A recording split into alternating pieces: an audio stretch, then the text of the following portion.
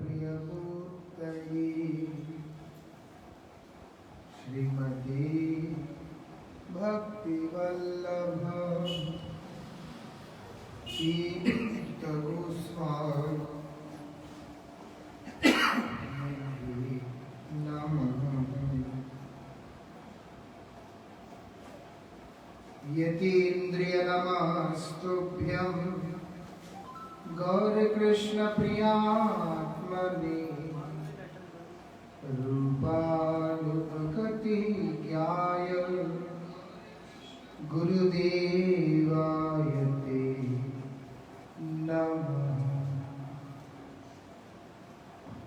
पतित पावन परम करुणामय परमारब्धतम श्री गुरुदेव नित्य लीला प्रविष्टो विष्णुपाद परमहंस परिव्राजकाचार्य अष्टोत्तर शतश्री श्रीमद श्रील भक्ति वल्लभ तीर्थ गोस्वामी महाराज जी के अभय चरण असंख्य कोटि साष्टांग दंडवत प्रणाम करते उनकी अहेतु की कृपा प्रार्थना करता हूं।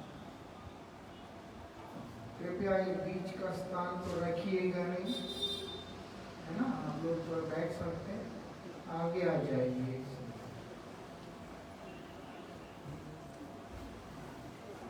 सहारा कृष्ण का लेना, दीवार का नहीं।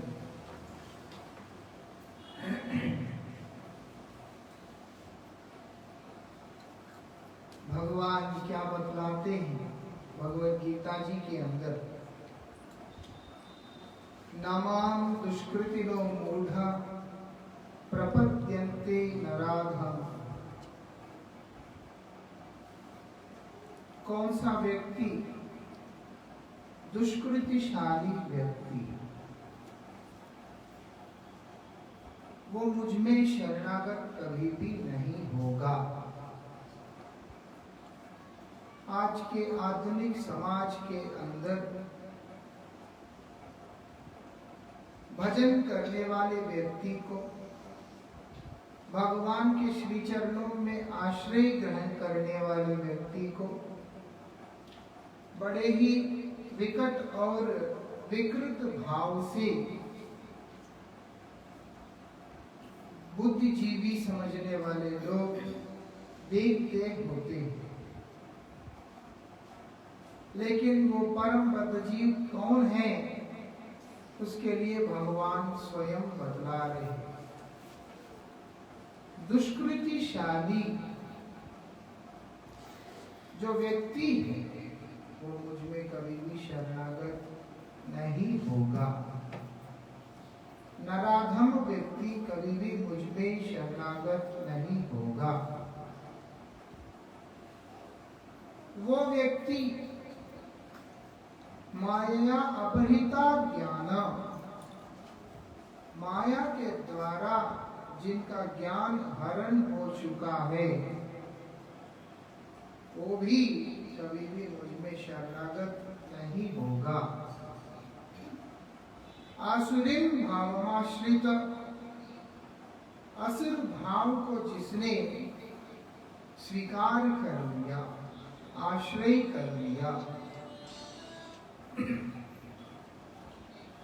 वो कोई भी व्यक्ति भगवान के चरणों में शरणागत नहीं होगा। ये सारे व्यक्ति इस संसार में आकर अत्यंत दुर्लभ मानव जन्म को प्राप्त करने के बावजूद भी उस मानव जीवन की सफलता से अपने आप को बहुत दूर कर लेते हैं। शास्त्र कहते हैं कि ये जो मानव जन्म है ये इतना सुलभ नहीं है जितना कि हम लोग सोचते हैं। दुर्लभम मानुषम जन्म, 84 लाख योनियां जीव अपने द्वारा किए हुए कर्मों के अनुसार, कर्म फलों के अनुसार, उनके रुचि के अनुसार अलग अलग योनियों में भ्रमण करता होता है, घूम रहा होता है।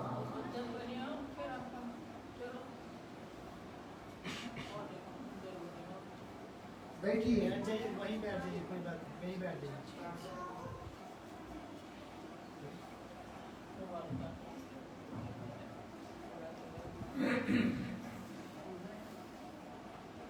क्या कहते हैं?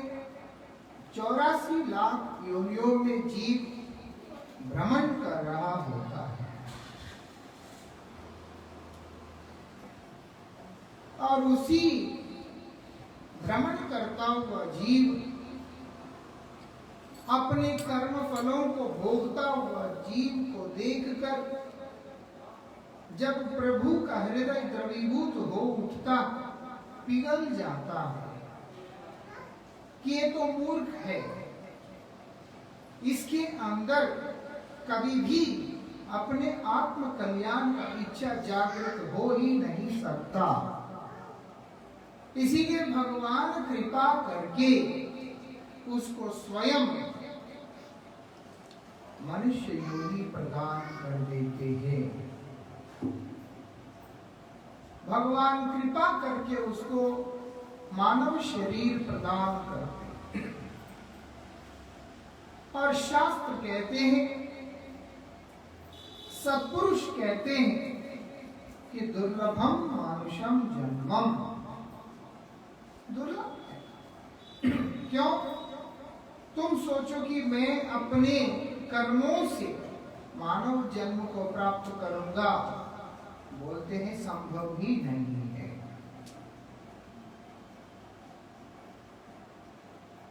हमारे आचार्य कहते हैं, महापुरुष कहते हैं, बिनु सत्संग विवेक न होई, राम कृपा बिनु सुलभ न सोई। वो राम का कृपा ही मानव जन्म के रूप में हमें प्राप्त होता है। मानव जन्म की प्राप्ति ही राम कृपा है। और जो विवेक है वो केवल मनुष्य योनि में ही भगवान के द्वारा दिया हुआ एक विशेष धन है। यहाँ पर सत्संग के बिना विवेक का नहीं होना मतलब सत्संग के बिना हमारा वो विवेक का जागृति नहीं हो सकता है।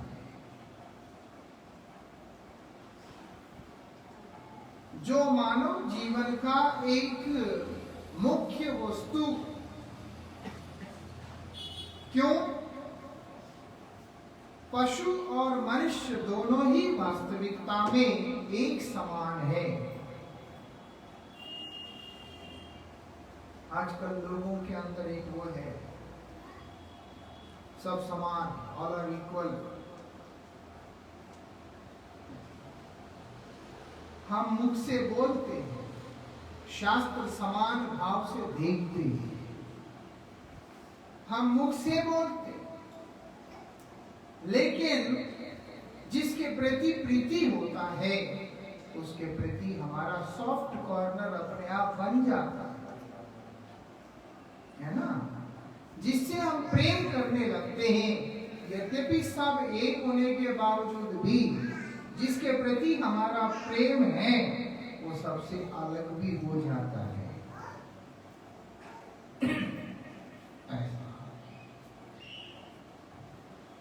लेकिन भगवान का ऐसा नहीं है। समोहम सर्वभूतेषु,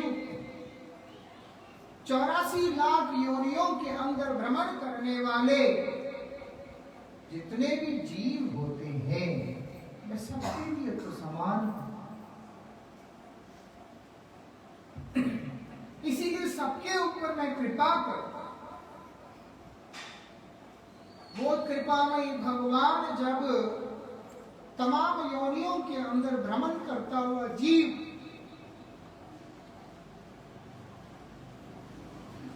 दुखी होता हुआ देखते हैं, वो क्या करते, कृपा करके उसको मनुष्य शरीर प्रदान करते, और वही मनुष्य शरीर के अंदर प्रवेश किया हुआ जीव को विवेक भी देते हैं, क्योंकि मनुष्य योनि ही एकमात्र ऐसे योनि है जिसको हम कर्म योनि कहते हैं। बाकी कोई भी कर्म योनि नहीं है, भोग योनि।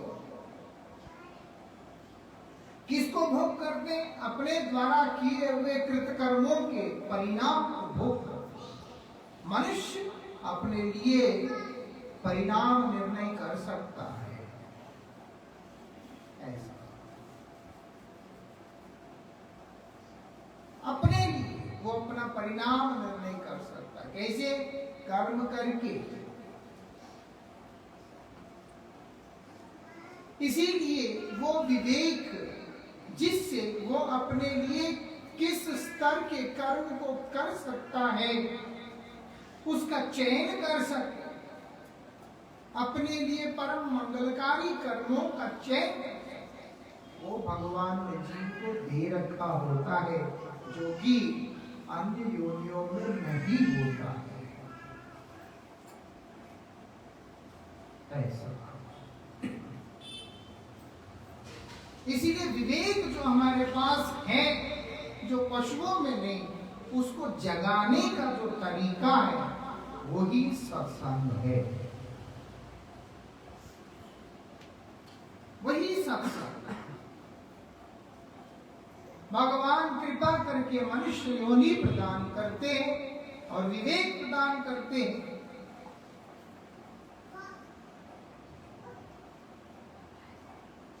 और तो और सत्संग भी प्रदान करते हैं, लेकिन अपने जीवन के अंदर उसको लागू करने का काम जीव का खुद का होता है।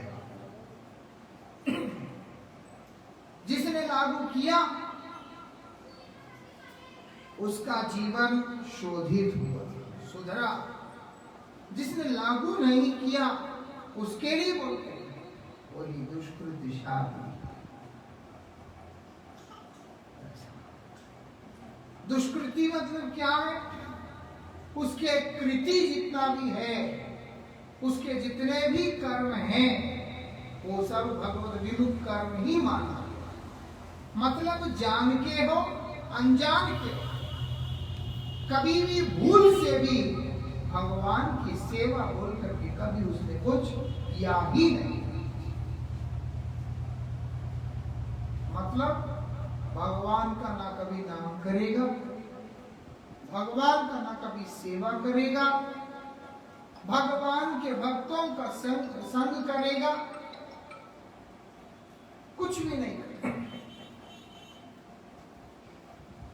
उससे गलती से भी ये गलती नहीं होगा कि वो प्रभु का किसी भी प्रकार से रत्ती मात्र भी सेवा कर ले। ऐसा जो व्यक्ति होगा वही दुष्कृतिशाली व्यक्ति है। ऐसा इसलिए बोल दे, कर्म करने का योग्यता तुम्हें हमने प्रदान किया है, अब तुम अपने उस कर्म करने की योग्यता से अपने लिए या तो ऊर्ध्वगति या अधोगति का निर्णय स्वयं कर सकते हो। ऐसा समझ में आता है? खुद काम करके हम चाहे तरक्की कर सकते हैं, ऊपर भी जा सकते हैं, कुछ ना करके जो है उसको भी उड़ाकर अपना सर्वनाश भी कर सकते हैं। ऐसे कई व्यक्ति देखा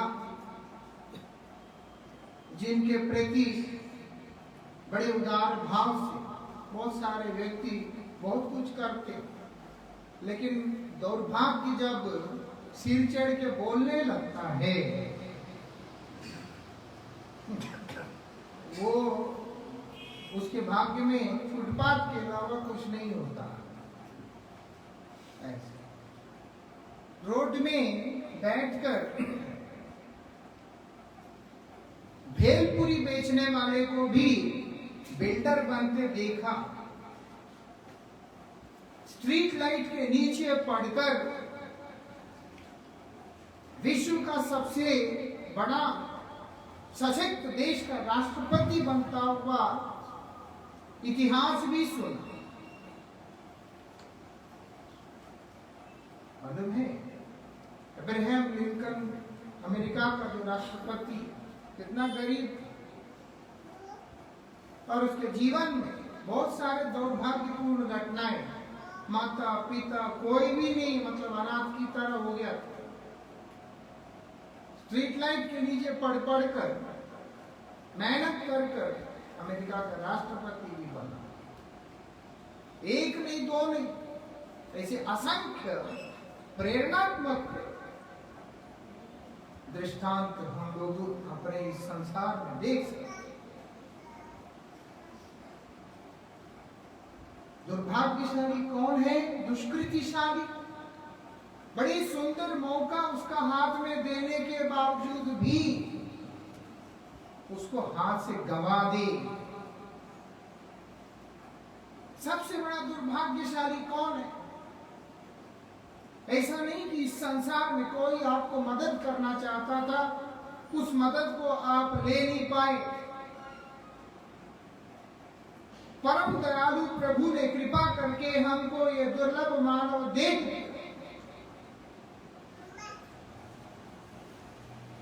विवेक,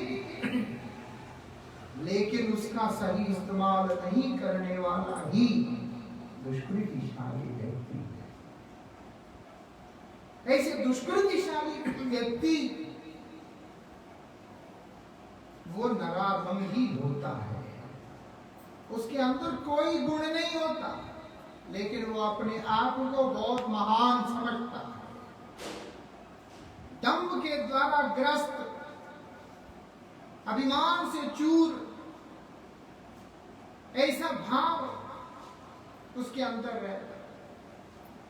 क्या तुमने अपने जीवन में हासिल किया कि तुम्हें इतना अभिमान?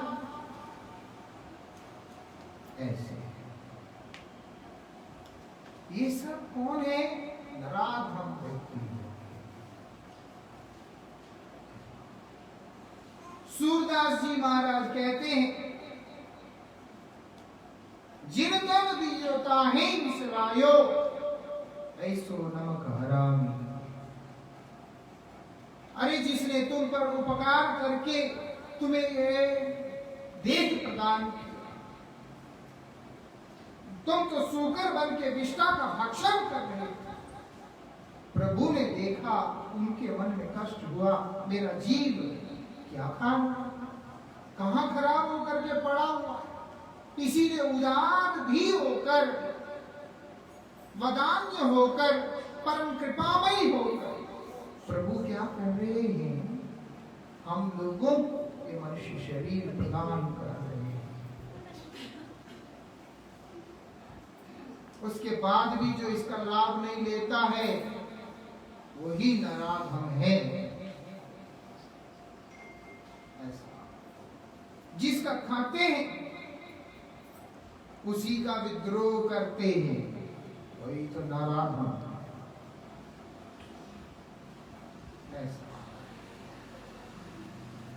ऐसे व्यक्ति के बारे में बताया, माया अपहिता ज्ञान। माया मतलब क्या है? जो नहीं है की तरह दिखाई देता है। ऐसा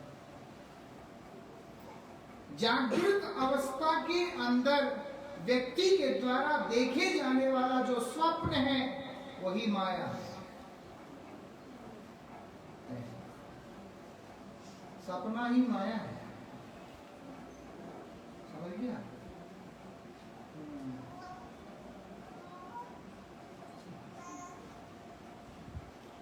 क्या कह रहे हैं? एक आदमी सो के सपना देखता, वो तो माया है ही है। लेकिन जागा हुआ अवस्था में जो सपन देखते हैं उसी को माया कहते हैं। आंख खुला है, होश बराबर है, सब कुछ है, लेकिन जो वस्तु का अस्तित्व ही नहीं है उसको है समझकर उसके पीछे मोहग्रस्त होने वाला व्यक्ति वही माया है। हमको सिर्फ नींद में अनुभव होता है, लेकिन जब जागे हुए होते हैं हमको सब सत्य की तरह प्रतीत होता है,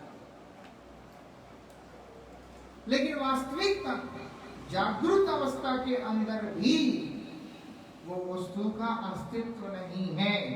ना होने के बाद भी है की तरह जो हमें विभ्रांत कर रहा है वो भी माया है। और उस माया के द्वारा जिसका ज्ञान हरण हो चुका है वो व्यक्ति कभी भी प्रभु के शरण में नहीं जा सकता है, कभी नहीं आ सकता। सोच सकते हैं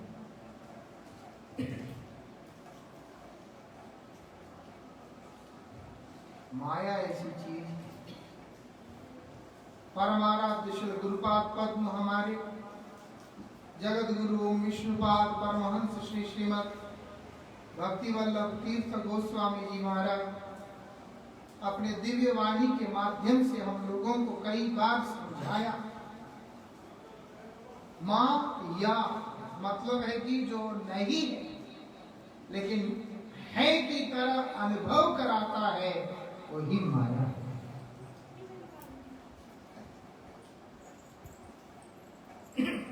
जिस प्रकार से रेगिस्तान के मरुभूमि में तपती हुई रेत इसी संसार में रहने वाले व्यक्ति बीच दोपहर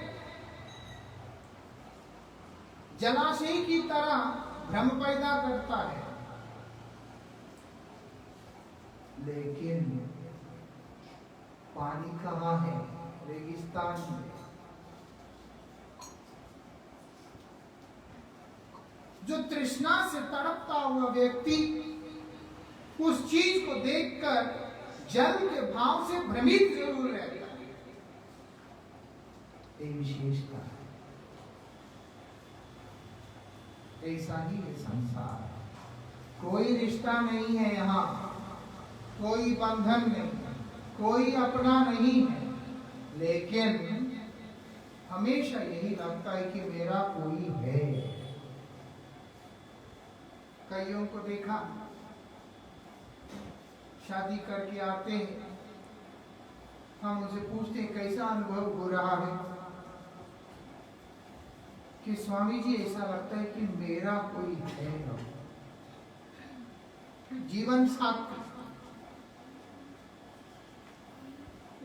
15 दिन 1 महीना बीतने के बाद फिर पूछो कैसा अनुभव हो रहा है।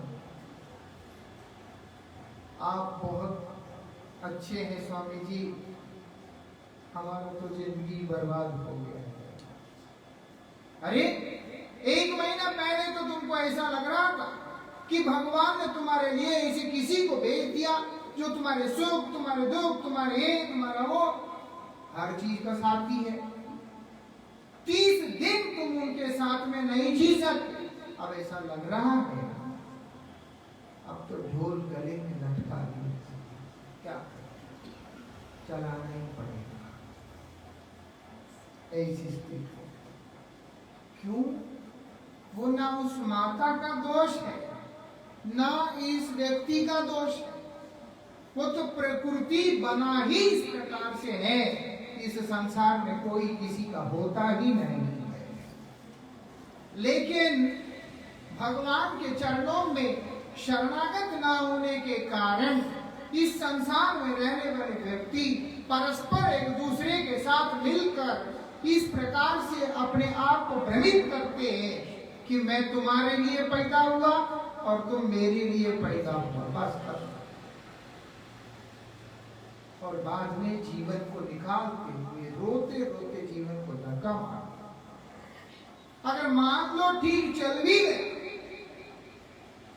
खुश है, बहुत खुश है, लेकिन जीवन यात्रा के दौरान जो यात्रा आरंभ किया था तब हाथ पकड़कर पानी ग्रहण के समय में संकल्प किया था, नाति चरामी, 7 जन्म में तुम्हें नहीं छोड़ूंगा। और एक दिन आता है, या तो वो उसके जीवन से चला गया होता है या ये उसके जीवन से निकल गया होती है। तो अरे अब ऐसा, इसलिए बोलते हैं माया अपहिता क्या, दिन रात परिश्रम करते, संघर्ष करते। किसके? उन तमाम व्यक्तियों के लिए जो कभी हमारे थे ही नहीं। ऐसा, उन तमाम व्यक्तियों के लिए जिनके हम नहीं। इसीलिए बोलते नामाम प्रपद्यन्ते, ये लोग कोई भी मेरी शरण में नहीं आते हैं। भगवान के शरण में जाना खेल नहीं है। परम सौभाग्य का उदय किसी के जीवन में होता है, वही व्यक्ति प्रभु के चरण में आ सकता है। हर कोई नहीं आ सकता। ज्ञान हरण हो गया, उसका ज्ञान हरण हो गया मतलब है उसका अब दिमाग काम करता नहीं। ऐसा। और क्या बोलते हैं, आप हैं कुछ, अपने आप को कुछ और समझकर ऐसे विचित्र परिवेश के अंदर अपने आप को डालने के कारण, ऐसी अवस्था में खुद को डालने के कारण क्या हो रहा है, अपने स्वरूप की विकृति हो रहा है। विकृत अवस्था के अंदर जो जीव है वो असुर भाव में चला जाता है, क्योंकि स्वरूप से जीव प्रभु का दास होता है। स्वरूप से जीव भगवान का दास होता है, क्योंकि भगवान जीव का उत्पत्ति का मूल कारण है।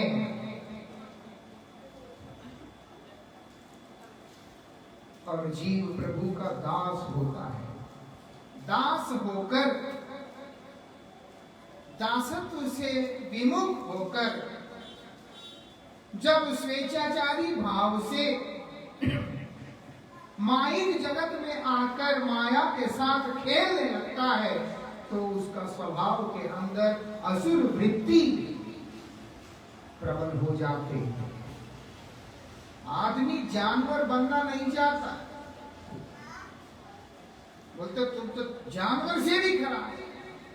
उसको कोई शौक है जानवर बनने का, लेकिन अपने स्वरूप से विकृत होने के कारण उसके पास आज कोई ठौर नहीं है, मतलब ठिकाना नहीं, कहां जाएगा बेचारा। इस कारण से वो व्यक्ति असुर स्वभाव को ले लेता है। जब एक बार असुर स्वभाव को ले लिया, फिर उसके बाद वो भगवान के शरण में नहीं जाता। बड़ा कुछ प्रॉब्लम होता है, मान लो घर में कुछ नुकसान कुछ हो गया, आदमी क्या करेगा? समाज तो मूर्खों से भर गया, वो टेंशन है, थोड़ा सा पी लो ठीक हो जाएगा, है ना? बड़ी विचित्र दवाई है। टेंशन चल रही है बहुत, बिजनेस बड़ा डाउन चल रहा है, नौकरी बड़ा डाउन चल रहा है, इसीलिए मेहनत करके जिस चीज को कमा के तुमने अपने भविष्य के लिए रखा वो सब खाली करो और शराब पियो और टेंशन से फ्री हो जाओ। ये आजकल समाज का सिद्धांत विचार है। अब आप चिंता कीजिए, मद्यपान करने वाला व्यक्ति, अपने चरित्र को खराब करने वाला व्यक्ति, कहां ऐसा है कि वो व्यक्ति पीछे आकर फिर सदाचारी जीवन को अपने आप ले लेगा, कभी भी नहीं लेता है। ठीक उसी प्रकार से माया के द्वारा जिसका ज्ञान हरण हो गया, ऐसे दुष्कृतिशाली व्यक्ति वो अपने स्वरूप को आसुरिक बना लेता है, राक्षस वाला स्वभाव बना लेता है। वो दूसरे को देख के जलना, लूट का भाव आता है अंदर, विद्वेष का भाव आता है, अशांति का भाव आता है। ऐसे व्यक्ति वास्तविकता में कभी भी भगवान की कृपा को प्राप्त नहीं कर सकते। तो क्या कोई उपाय नहीं है? तो क्या कोई उपाय नहीं? ऐसे अशांत अवस्था के अंदर ऐसे ही कलेश के बीच में जाकर अपने मन को जलाते, अपने जीवन को जलाते इस संसार में मरना होगा। शास्त्र कहते कि चिंता मत करो, एक समाधान है। क्या है वो? बोलते भगवान की शरण में चले जाओ, प्रभु की शरण में चले जाओ। जीवन के अंदर तुम्हारा कितने भी अनर्थ क्यों ना हो, कितने भी कलेश क्यों ना हो, सबके सब समाप्त हो जाएंगे। ऐसा भगवान तुम्हारे तमाम कर्मों के दोष को बड़े उदार मन से क्षमा करके तुम्हें अपने चरणों में आश्रय प्रदान करे। आप देखिएगा विभीषण जी महाराज जब रावण के द्वारा परित्याग करने पर भगवान श्री रामचंद्र के आश्रय में आते हैं, भगवान श्री रामचंद्र के आश्रय में आते हैं, शरण में आते हैं। सबने राम जी से कहा ये तो रावण का भाई है और इसका यहाँ रहना तो विशेष करके युद्ध के समय में बहुत खतरा है, क्योंकि शत्रु का भाई है, क्या करेगा मालूम नहीं। यहाँ का भेद वहां पर ले जा करके खबर देता रहेगा, उससे हम लोग युद्ध हार जाएंगे। इसीलिए विभीषण को यहाँ पर रखना ठीक नहीं होगा। हनुमान जी महाराज विभीषण से परिचित हैं, इसीलिए उन्होंने राम जी से उनको मिलाया, सब कुछ हुआ। लेकिन बात यहाँ पर वो नहीं। भगवान राम क्या कहते हैं? भगवान राम कहते हैं मना करने वालों को, ये तो विभीषण है। स्वयं रावण भी आकर के सीता को समर्पित करके क्षमा प्रार्थना करेगा, हम रावण को भी क्षमा कर देगा। 10 महीना मां सीता को हरण करके अशोक वाटिका में बंदी बना करके रखा रावण, जिसके लिए राम सेतु का निर्माण कराया भगवान, जहां पर सुग्रीव का सेना किष्किंधा से चलकर वहां पर समुद्र तट पे पहुंच भी, युद्ध की पूरी तरह से तैयारी हो चुका। सब होने के बाद भी भगवान श्री राम क्या कहते हैं? अगर रावण आके शरण में आकर प्रार्थना करता है तो हम उसको क्षमा कर दें। ऐसे हैं भगवान की दयालुता। ऐसे सूरदास जी महाराज बोलते हैं ये संसार का जीव का वृत्ति इस प्रकार से है कि वो हरिविमुख लोगों के पास जाकर उनका शरण ले सकता है, लेकिन भगवान का अथवा भगवत भक्तों का आश्रय कभी भी नहीं मिलेगा। इसीलिए उसका जीवन का दुख कभी भी जाता नहीं। जो सिर तुम दूसरे के सामने झुकाते हो, बोलते वही सिर गोविंद के सामने झुका दो, गोविंद के प्रिय भक्तों के आगे झुका दो, उसके बाद तो जीवन तो अपने आप ही किनारा लग जाएगा। ये विशेषता है भगवान का मन का, एक भगवान का स्वभाव है। क्या है वो? भगवान के अंदर क्षमा गुण विशेष है। आप चाहे कितने भी बड़े से बड़े दोषी क्यों ना हो, इस संसार के अंदर न्याय होता है उसका, है ना? ये संसार का स्वभाव के अनुसार आपके कर्मों के ऊपर यहाँ पर न्याय होता है, विचार होता है। लेकिन प्रभु का राज्य में ऐसा नहीं होता है। जो जीव प्रभु के शरण में आएगा, उनका कोई भी अवगुणों को या गुणों को लेकर विचार नहीं होता है। केवल प्रेम ही उनको देकर उनके सारे दोषों को मिटा दिया जाता है। इसीलिए शास्त्र कहते हैं, अपने दौर्भाग्य को समाप्त करके अपने परम मंगल को उदय करना चाहते हो, क्या बोलते हैं? अविस्मृति कृष्ण पादारविंदयो, भगवान के चरण कमलों का विस्मृति अपने जीवन में कभी भी आने मत देना। समझ में आता है? ऐसा कभी भी भगवान को भूलना नहीं होता, प्रभु को भूलना नहीं होता। इसलिए आप बताएं, नहीं भूलूंगा क्या होगा? वो बोलते जितने भी अमंगल तुम्हारे जीवन में तुमको ग्रास कर रखा है, वो सब प्रभु अपनी कृपा से काट दे। भगवत गीता में स्वयं भगवान बतला रहे, दैवीम हेषा गणमयी मम माया धनत्यया। ये दैवी माया मतलब मेरा ये जो माया है, मेरे अनंत शक्तियों में से एक, जो कि बहिरंगा शक्ति के रूप में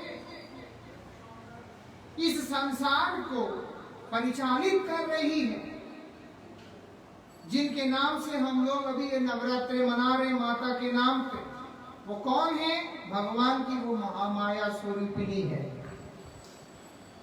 और वही माता का आंतरिक रूप में योग माया बनकर भगवान की सेवा कर रही है। महामाया बनकर संसार को शासन कर रही है, योग माया बनकर भगवान की सेवा कर रही है। और उसी माया के बारे में भगवान बतला रहे, क्या बोलते? मेरा वो माया साधारण नहीं है, बहुत दुस्तर है। तो बचे कैसे? भगवान ने कहा, मामई को ये प्रपद्यन्ते, तुम अभी तक मेरे शरण में नहीं आए हो, इसीलिए तुम्हारे जीवन में दुख है। नामाम दुष्कृत मूढ़ा प्रपद्यन्ते नराधमा, तुम इसीलिए नराधम हुए हो, तुम इसीलिए दुष्कृतशाली हुए हो। क्यों?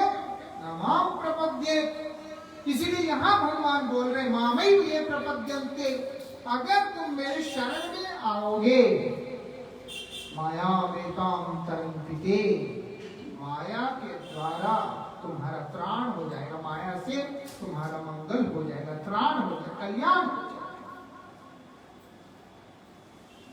ये विशेषता है।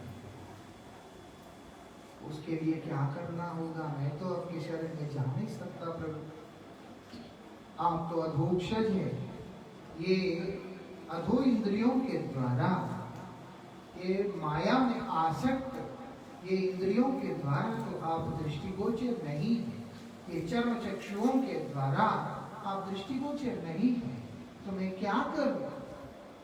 तब शास्त्र कहते हैं अपना मंगल चाहते हो, हरि का आश्रय लो। यदि वो तुमसे संभव ना हो तो हरिभक्तों का आश्रय लो।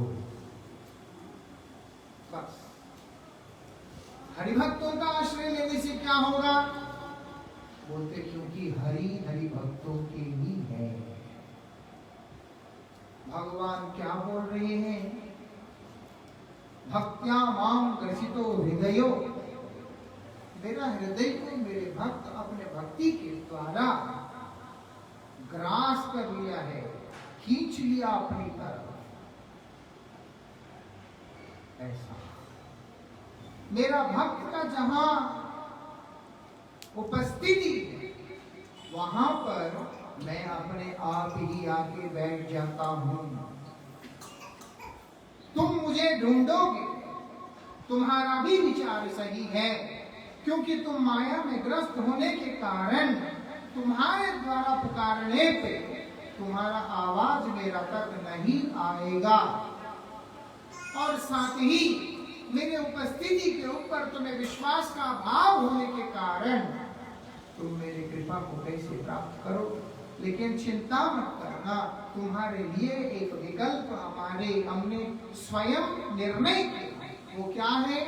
वो बोलते भक्त का आश्रय ग्रहण करना। क्यों? अहम भक्त पराधीना। तुम्हारा बात मैं सुनूं या ना सुनूं, मैं अपने भक्त की बात जरूर सुनूंगा। इसीलिए मैंने अर्जुन से कहा था कि हे अर्जुन, तुम मेरे तरफ से तुम प्रतिज्ञा करो। क्या प्रतिज्ञा करो? मेरे भक्त का कभी भी पतन नहीं होगा। भगवान के चरणों में आश्रित कोई भी जीव का पतन कभी भी नहीं होगा। क्यों? क्योंकि भगवान भक्त से इस बात का संकल्प करा रहे हैं, और भक्त के वचन को रक्षा करने के लिए भगवान कुछ भी करने के लिए तैयार हो जाते हैं। कुछ भी करने को तैयार हो जाते हैं। हम किसी के लिए अपना पूरा जीवन सौंप देते, पूरा जीवन देते, लेकिन जब हमें उसकी जरूरत है वो हमें अपनाएगा अथवा हमारे जीवन में सहायक बनकर के साथ रहेगा, इसका कोई भरोसा नहीं है, क्योंकि वो मजबूर है। जीवन भर मेहनत कर करके आदमी को पढ़ा के शादी करके अमेरिका भेजा। सोचो, आपने अपने बच्चे को पढ़ा के लिखा के मेहनत करके सब कुछ करके अमेरिका भेजा। इस बीच में आप भूल गए हैं कि आपके ऊपर कर्जा बहुत चढ़ गया है, या कुछ हो गया, आप बीमार हो गए हैं, मान लो ऐसा स्थिति आ गया कि अब आपको सहायता की जरूरत है। भरोसा नहीं है कि आपका पुत्र वापस आके आपके लिए सहायक बनेगा कि नहीं। बन भी सकता है, नहीं भी सकता है, और अगर बनेगा भी वहां से सब छोड़ के उसको यहाँ तक आना पड़ेगा। वहां दूर रह के आपका वो सहारा क्या बने। लेकिन भगवान ऐसा नहीं है। आश्रित जन जो भी होगा वो जिस अवस्था में जहां पे है वो उसी अवस्था में वहां पे आके उसके लिए सहायक बनेंगे। यही भगवान की विशेषता है।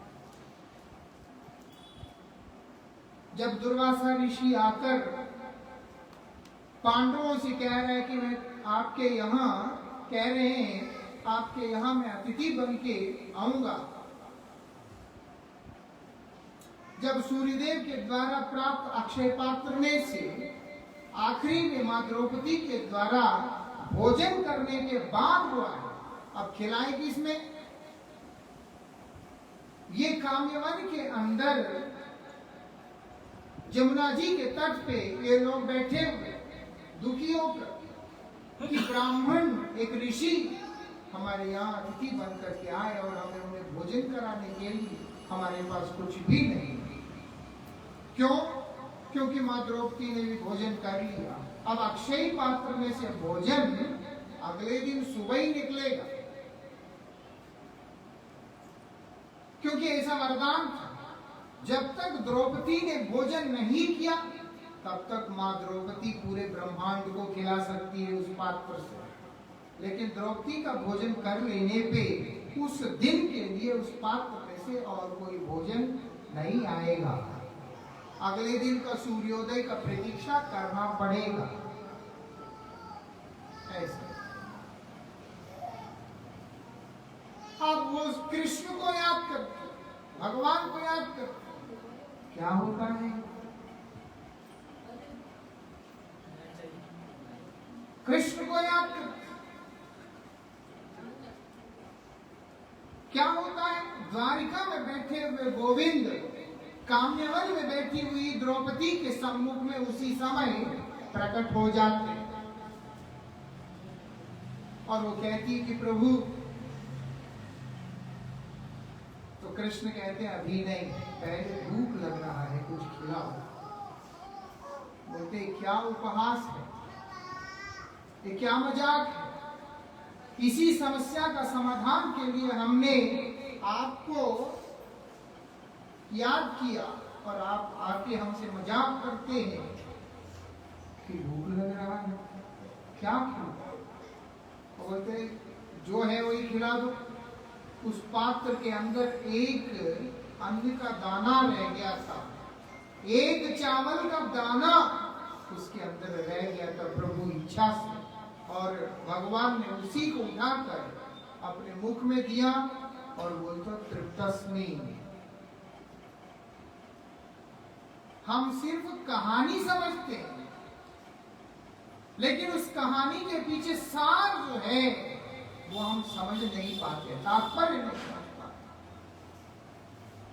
भगवान एक चावल का दाना मुंह में डालकर वहां पर बोलते तृप्तस्मि, मैं तृप्त हो गया।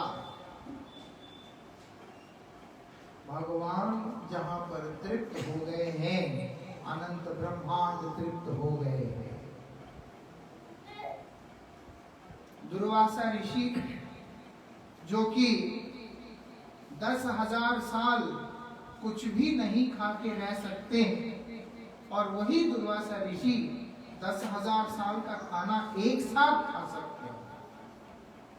वो ऋषि हैं, उनकी साधना है, उनकी ऐसी अवस्था है। मन की गति से यात्रा कर सकते हैं। बहुत सारे दिव्य शक्तियों से संपन्न महापुरुष है दुर्वासा ऋषि। वो दुर्वासा ऋषि भी, उनका पेट फूल गया और दुर्वासा ऋषि क्या किया? वहां से चला गया, रहे नहीं, ना वहां गए हैं। क्यों? वो जानते हैं भगवान के भक्तों के साथ में सब समय भगवान विराजमान रहते हैं। सतयुग के अंदर वही मधुवन के अंदर अम्बरीश महाराज तपस्या कर रहे थे और दुर्वासा ऋषि ने उनको मारने के लिए अपने जटा में से कृत्या को निकाल के फेंका। और क्या होता है? अम्बरीश महाराज ने तो प्रतिवाद नहीं किया, विरोध नहीं किया, लेकिन भगवान से रहा नहीं किया। क्यों? भगवान भक्त के अधीन होकर के चलते हैं। भगवान ने क्या किया? अपने सुदर्शन को भेजकर उस राक्षस को भी मार डाला और दुर्वासा के पीछे सुदर्शन भागने लगा। आखिर में आके दुर्वासा ऋषि को अम्बरीश महाराज के चरणों में गिर के क्षमा मांगना पड़ा। वही दुर्वासा ऋषि, वही काम्यवन के अंदर आज उन्होंने देखा कि पांडवों के पक्ष में कौन है? भगवान है। इसीलिए उन्होंने देख लिया कि मेरा यहाँ रहना मेरे लिए हितकर नहीं है, बोल के वहां से चले गए। व्यास जी महाराज बोलते हैं, कुरुक्षेत्र रूपी भयंकर नदी को श्री कृष्ण साथ रहने के कारण पांडव ऐसे पार करके निकल गए जैसे गाय का बछड़ा एक छोटे से नाली को पार करके चला जाता है। हमारा भी वही प्रभु रक्षा करेंगे इस संसार के माया से और हमारे अधोपतित अवस्था से बिना किसी विचार किए, हमारे अच्छा बुरा ना देखते हुए, हर समय हर अवस्था में हमारे साथ रहकर हम पर कृपा करेंगे। लेकिन उसके लिए क्या करना होगा?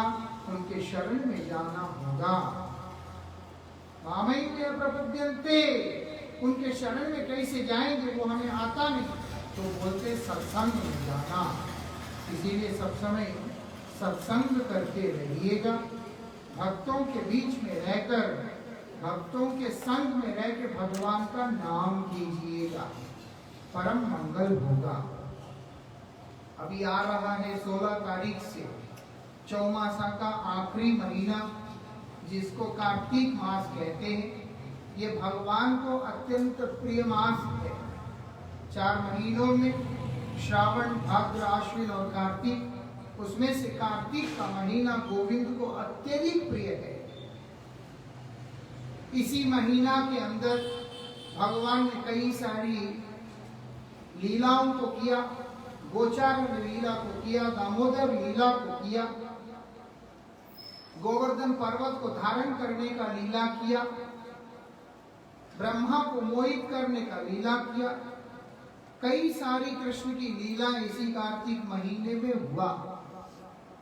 और इतना ही नहीं, भगवान के असंख्य भक्तों का भी आविर्भाव इसी में हुआ और तिरोभाव भी। इसीलिए महीना भगवान को बहुत प्रिय है। इस महीने को दामोदर व्रत भी कहते हैं, ऊर्जा व्रत भी कहते हैं। इस महीने का अधिष्ठात्री स्वयं भगवान श्री कृष्ण चंद्र की आह्लादिनी शक्ति, भगवान श्री कृष्ण का भिन्न स्वरूपा, सर्वश्रेष्ठ भक्त शिरोमणि श्री कृष्ण प्राण वल्लभा श्रीमती राधिका जी स्वयं है इस मास के अधिष्ठात्री। इसीलिए श्री कृष्ण की सेवा प्राप्ति की इच्छा से नहीं है, कम से कम अपने परम मंगल की इच्छा से जो कोई भी व्यक्ति इस व्रत का पालन करेगा उसका परम मंगल हो जाएगा। नियम लेकर के साधन करना होता है। कार्तिक मास के अंदर दीपदान का बहुत विशेष महत्व है। जो व्यक्ति कार्तिक मास के अंदर भगवान के आगे दीप रोज जला के रखता है या अखंड दीप को जला करके रखता है, यहाँ तक शास्त्र कहते हैं कि भगवान उसको इस संसार से निकालकर अपने कृपा धाम में लेकर के चले जाते हैं। भगवान के आगे दीपदान कीजिएगा। बहुत सारे नियम आप समझ नहीं पाएंगे, कम से कम भगवान के आगे दीपदान प्रतिनित्य करें। और भगवान दामोदर का महिमा कीर्तन, जो कि सत्यव्रत मुनि के द्वारा विरचित है, दामोदर अष्टक के नाम से है, बड़ा सुंदर स्तव है। उस स्तुति का अवश्य ही कीर्तन कीजिएगा। जीवन में बहुत कुछ कर रहे हैं इस शरीर को और शरीर से संबंधित लोगों को सुख देने के लिए। आज हमारे लिए मौका है अपने जीवन को सुधारने का, अपने मंगल करने का, अपने दौर्भाग्य को समाप्त करके सौभाग्य का उदय करने का। इसीलिए विशेष रूप से भगवान का नाम कीजिएगा, हरि नाम कीजिएगा। जो लोग माला करते हैं वो लोग और ध्यान से करें। जो लोग माला नहीं करते हैं कम से कम रोज 4 माला जरूर कीजिएगा। सुबह 2 माला, शाम को 2 माला, रोज 4 माला कीजिएगा। दीपदान कीजिएगा और दामोदर अष्टक पाठ कीजिएगा और भगवान से प्रार्थना कीजिएगा कि प्रभु ना जाने मैं अपने बुद्धि से क्या क्या मांगता है। आप कृपा करके ऐसे गुरुदेव से, ऐसे संत से मुझे मिला दीजिए जो मुझे आपसे मिला दे, क्योंकि अगर मैं आपसे नहीं मिला तो मेरा मंगल कैसे होगा। मैं अपने आप ढूंढूंगा तो मेरा दौर्भाग्य मेरा साथ है, तो मैं क्या करूंगा, गलत व्यक्ति को चुन लूंगा। इसीलिए आप कृपा करके मेरे मंगल के लिए मेरे लिए गुरुदेव का चयन भी कीजिए ना। इसी प्रार्थना को करना, सबका परम मंगल होगा, भगवान का कृपा होगा। हरे कृष्ण।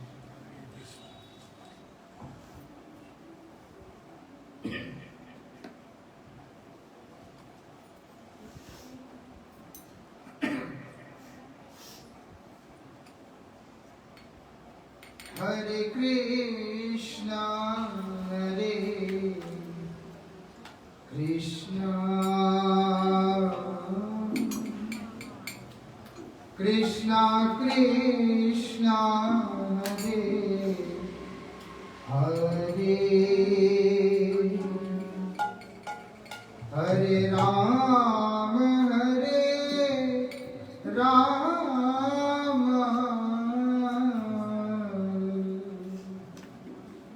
राम राम हरे हरे।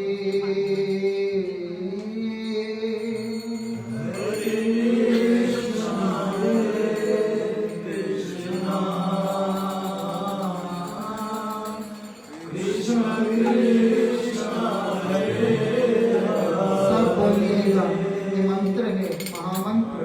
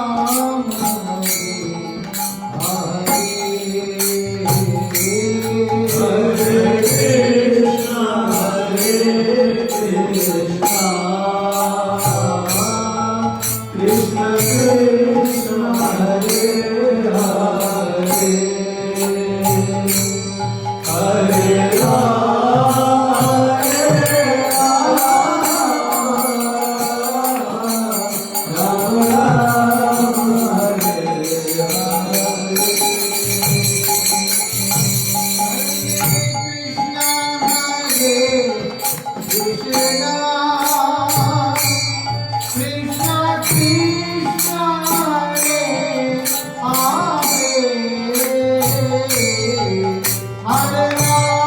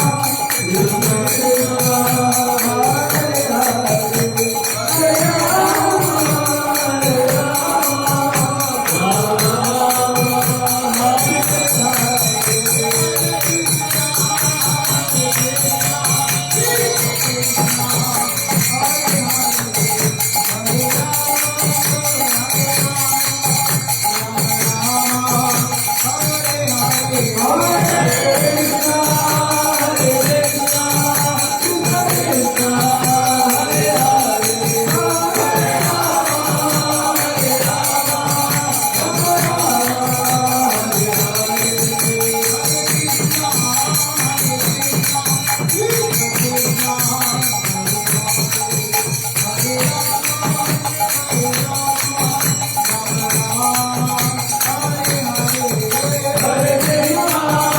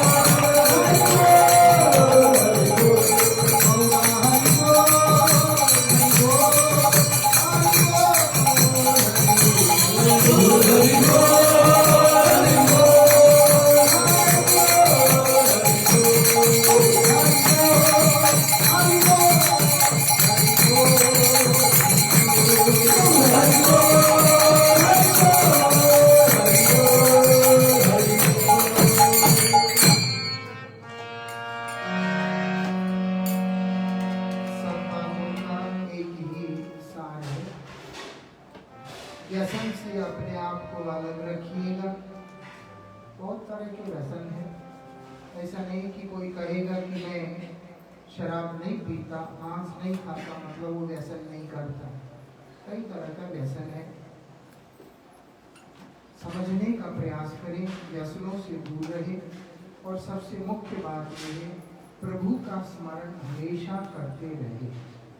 अगर अपना मंगल चाहते हैं तो हरिनाम करना ही होगा, भगवान के शरण में जाना ही होगा। नहीं गए तो हमारा मंगल नहीं हो सकता। वही शास्त्रों का सार है, निचोड़ है, सब कुछ है। हरे कृष्ण।